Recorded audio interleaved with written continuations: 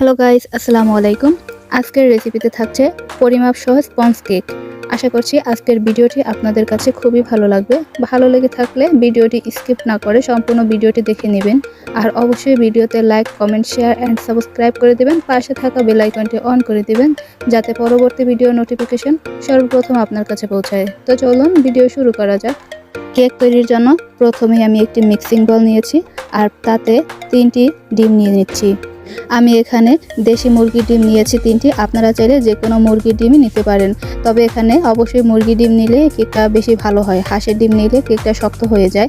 দেন আমি এই ডিমগুলোকে ভালো করে একটি ইলেকট্রনিক বিটার দ্বারা বিট করে নিচ্ছি। এখানে আমি ইলেকট্রনিক বিটার নিয়েছি, আপনারা চাইলে যে কোনো বিটার দ্বারা এটি বিট করে নেবেন। আর খেয়াল রাখতে হবে যেন ডিমের মধ্যে কোনোভাবেই লাম্পস না থাকে। এখন এখানে চিনি নিয়ে নিচ্ছি মেজারমেন্ট কাপের 1 কাপ পরিমাণে। 3টি ডিমের জন্য আমি এখানে 1 কাপ পরিমাণে চিনি নিয়েছি। আপনারা চাইলে মিষ্টির পরিমাণটা আপনাদের পছন্দ অনুযায়ী দেবেন। দেশি ডিম 3টি নিয়েছি, আর দেশি ডিমগুলো আপনারা জানেন যে এগুলো সাইজে ছোট হয়। আর যদি লাল মুরগির ডিম নিয়ে থাকেন তাহলে 3টি ডিমের পরিবর্তে সেক্ষেত্রে 2টি ডিম নিয়েও করতে পারেন, যদি আমার ভিডিও অনুযায়ী কেক তৈরি করেন। দেন আমি ভালোভাবে বিট করে নিচ্ছি আর চিনিটা গলে গলে আসছে। তাই এর মধ্যে এখন আমি অন্যান্য উপকরণ অ্যাড করে দিব। তাই প্রথমে এখানে ময়দা নিয়েছি মেজারমেন্ট কাপের 2 কাপ পরিমাণে। এখানে অবশ্যই ময়দা দিয়ে কেক তৈরি করতে হবে, তাহলে খুবই সফট হয়। দিয়ে দিচ্ছি 1 চামচ পরিমাণে বেকিং পাউডার, 1/2 চামচ পরিমাণে বেকিং সোডা। এগুলো দিলে কেকটা অনেকটা নরম হয়। স্বাদ মতো লবণ দিয়ে দিচ্ছি। 1 চামচ পরিমাণে দিয়ে দিচ্ছি ভ্যানিলা এসেন্স। ভ্যানিলা এসেন্স শুধুমাত্র ডিমের গন্ধটাকে দূর করার জন্য ইউজ করেছি।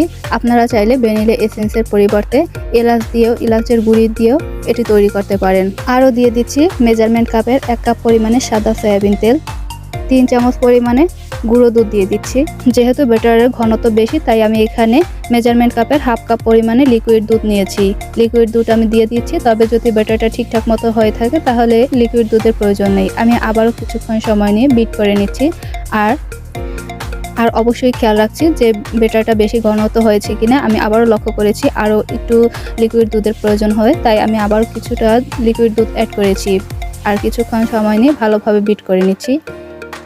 ব্যাটারটা যত বিট করে নেওয়া হবে তত এই কেকটা সফট হবে। আমি আবারও বলে দিচ্ছি, যাদের বাসায় ইলেকট্রনিক বিটার নাই তারা যে কোনো হ্যান্ড ব্লেন্ডার কিংবা হ্যান্ড বিটার দ্বারা বিট করে নিতে পারেন। কিছুক্ষণ সময় ধরে বিট করে নেওয়ার ফলে এখন আমি দেখিয়ে দিচ্ছি এর ঘনত্বটা। দেখতে পাচ্ছেন উপর থেকে ছেড়ে দিলে কেমন পেঁচালো পেঁচালো হয়ে যাচ্ছে, তার মানে এটি পারফেক্ট ব্যাটার তৈরি হয়েছে। দেন এখন আমি চলে যাচ্ছি কেক তৈরি করার জন্য।